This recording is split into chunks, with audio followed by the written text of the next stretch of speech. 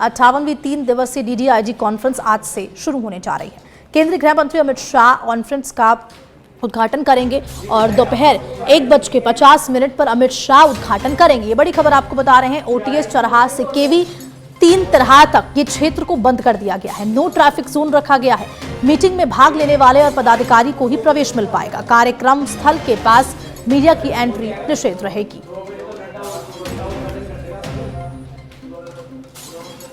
ये बड़ी खबर आपको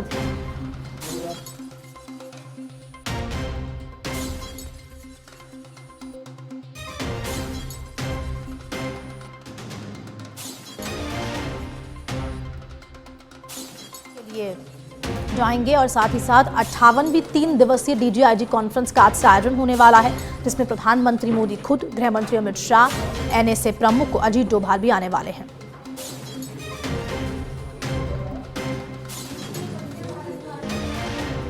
और ज्यादा जानकारी के लिए लोकेश जुड़ चुके हैं हमारे साथ, सीधा उनका रुख करेंगे। लोकेश, क्या कुछ जानकारी इस कार्यशाला का आयोजन होने वाला है? बहुत महत्वपूर्ण ये कार्यशाला है। फिलहाल आप कहां मौजूद हैं अभी इस वक्त?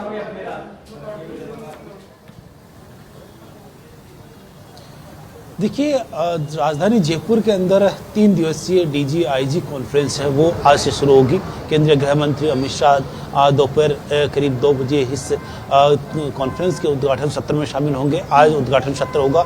इसके बाद कल विभिन्न विषयों पर चर्चा सुबह 8 बजे से की जाएगी और कल दिन भर इस कॉन्फ्रेंस के अंदर विभिन्न मुद्दों को लेकर चर्चा की जाए, जिसमें राष्ट्रीय सुरक्षा हो या फिर आतंकवाद हो, नई तरह के जो डीफेक हो या फिर जो आईटी से संबंधित जो अपराध जो बढ़ते जा रहे हैं, इन सब को लेकर, और साथ ही किस तरह से साइबर सुरक्षा को और अधिक मजबूत किया जाए, इन सब को लेकर चर्चा इस कॉन्फ्रेंस में की जाएगी। नए कानूनों को लेकर भी यहाँ इसमें चर्चा की जाएगी। लेकिन बात करें तो जो 3 दिवसीय कॉन्फ्रेंस है, उसको लेकर पुलिस प्रशासन और एनएसजी पूरी तरह से अलर्ट है।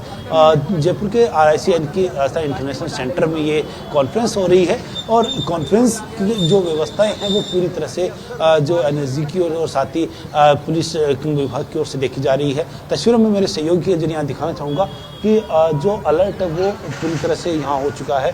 कॉन्फ्रेंस की तैयारियाँ और साथ ही जो डीजीआईजी और जो अन्य राज्यों से जो पुलिस के जो अधिकारी आ रहे हैं उनको भी लाने का काम किया जा रहा है।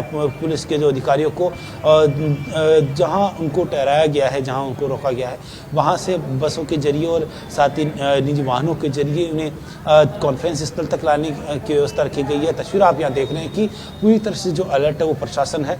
अंदर किसी तरह की किसी भी लोगों को अंदर प्रवेश नहीं दिया जा रहा है। सुरक्षा का माकूल व्यवस्था यहाँ की गई है।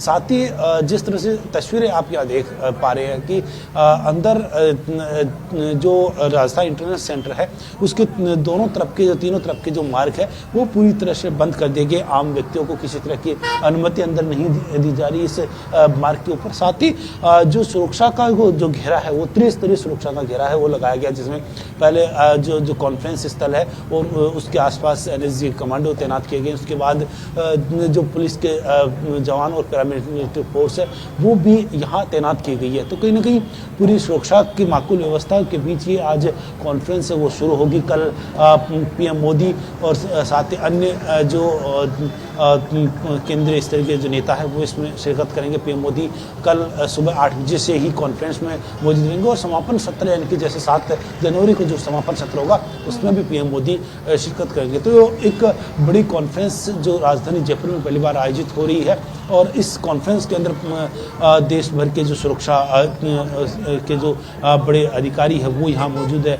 जो राष्ट्रीय सुरक्षा जो सलाहकार है अजीत डोभाल यहाँ मौजूद है। इसके अलावा मौजूद रहेंगे केंद्रीय गृह मंत्री अमित शाह मौजूद रहेंगे, पीएम मोदी यहाँ शिरकत करेंगे। तो पूरे देश भर की सुरक्षा व्यवस्था को देखते हुए और आगामी नई तकनीकों को ऊपर चर्चा करने के लिए देश भर के जो सुरक्षा सलाहकार और साथ ही जो अन्य पुलिस के अधिकारी है वो यहाँ मौजूद रहेंगे और नई चर्चाएं हैं वो करेंगे। तो पूरी देश की सुरक्षा की जो चर्चा है वो आज लोकेश, आपके पीछे देखिए तमाम जो प्रशासन पुलिस बल मौजूद है, क्या उनसे बातचीत हो सकती है, क्योंकि वो इस चीज़ को बहुत अच्छे से समझा पाएंगे कि इस तरह की व्यवस्था की गई हो कि एक दिन का ये समय नहीं है, 3 दिन का समय है। जब प्रधानमंत्री गुलाबी नगरी में मौजूद रहने वाले हैं तो ट्रैफिक को किस तरह से सुचारू रूप से चलाया जाए, यातायात कैसे सुचारू रहे, उस चीज़ को लेकर किस तरह की व्यवस्थाएं की गई हैं, ज़रा कोशिश कीजिए बातचीत करने की अगर हो पाए तो।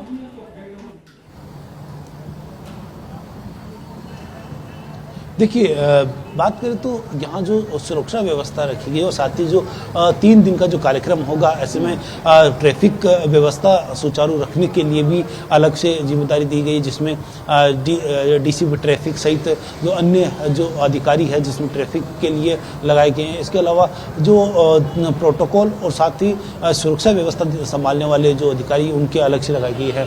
बात करें तो फिलहाल यहाँ अधिकारी स्तर के जो पुलिस के जवान हैं और जो अधिकारी है वो यहाँ तैनात नहीं। हालांकि सीआई स्तर के अधिकारी है, उनका कहना था कि हमने पहले बात की थी, तो उनका कहना था कि वो इसके लिए बाध्य नहीं है कि वो जानकारी दे सके। हालांकि अधिकारी जो हैं वो जो RIC सेंटर के नज़दीक मौजूद है, जहाँ तक किसी को भी अंदर प्रवेश नहीं दिया जा रहा। तस्वीरें भी मैं यहाँ और दिखाना चाहूँगा कि किस तरह की व्यवस्था यहाँ की गई है। तमाम जो अधिकारी पुलिस के जवान हैं वो यहाँ तैनात किए गए हैं ताकि किसी तरह की व्यवस्था नहीं हो। तस्वीरें आपने जिस तरह से देखी, त्रिस्तरीय सुरक्षा व्यवस्था यहाँ रखी गई है। और लोग जो तमाम जो राज्यों के DG आने वाले हैं, अधिकारी मौजूद रहने वाले हैं इस कॉन्फ्रेंस में, उनकी ठहरने की व्यवस्था कहाँ की गई है? उनको किस तरह से जहां वो ठहरेंगे और उसके बाद उनको RIC सेंटर लेके जाएगा, वो किस तरह की व्यवस्था की गई है, उस बारे में भी जानकारी दें। देखिए, देश भर के जो अधिकारी, पुलिस अधिकारी यहाँ कॉन्फ्रेंस में शामिल होने के लिए आ रहे हैं, उनके लिए दो स्थानों पर ठहरने की व्यवस्था की गई है। एक जो नव निर्मित जो विधायकों के जो फ्लैट थे, आवास थे, वहाँ उनको ठहरने के लिए रखा गया है। साथ ही एक सहकार मार्ग पर गेस्ट हाउस है, वहाँ पर भी इनकी व्यवस्था है वो की गई है। कई अधिकारी कल पहुंच चुके थे और कोई अधिकारी आज भी जयपुर पहुंच रहे हैं। उनके जयपुर पहुंचते ही सीधा उनका कार्यक्रम सीधा कॉन्फ्रेंस स्थल पर पहुंचने का तय किया गया है। हालांकि कई अधिकारी 2 दिन पहले भी आ चुके थे, वो व्यवस्थाएं यहाँ संभाल रहे थे। NSG के जो कमांडोज है और जो NSG के जो जवान हैं वो पहले से ही यहाँ तैनात है और अलर्ट है। और जो एजेंसियाँ अन्य सुरक्षा का जिम्मा संभाल रही है, उनके जो अधिकारी हैं वो भी लगातार यहाँ पहले से ही दौरे पर आ चुके हैं और अलग अलग स्थानों पर जहाँ चाहे गृह मंत्री का ठहरने की व्यवस्था हो या फिर जो PM मोदी की ठहरने की व्यवस्था हो, वहाँ का सुरक्षा का जिम्मा है वो उनके हिस्से में है। तस्वीरें जिस तरह से हमने दिखाई यहाँ की कि किस तरह की व्यवस्थाएं जो RIC इसके बाहर रह रही है की गई है, वहाँ पर पूरी व्यवस्थाएं पहले से सुनिश्चित है। जिस तरह से तस्वीर में और यहाँ दिखाना चाहूँगा कि जो डेलीगेट्स जाएंगे, जो जहाँ ठहरे हुए वहाँ से आएंगे, उनको इन बसों के जरिए यहाँ लाया जाएगा। लोकेश लगातार आपसे अपडेट देते रहेंगे।